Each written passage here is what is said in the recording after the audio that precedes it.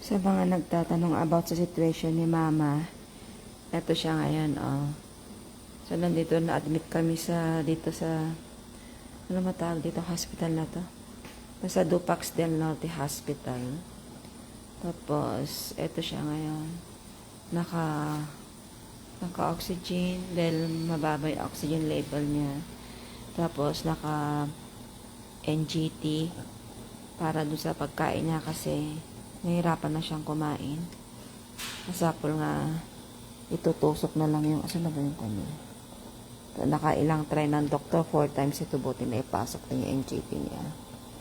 Ayan. Tapos tulog siya ng tulog. Mama? Mama?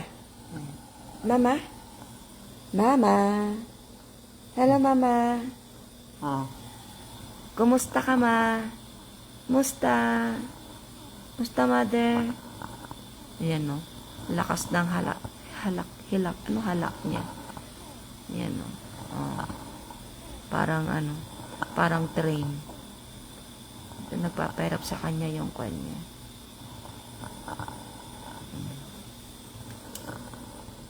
Sige, tulog ka na, no?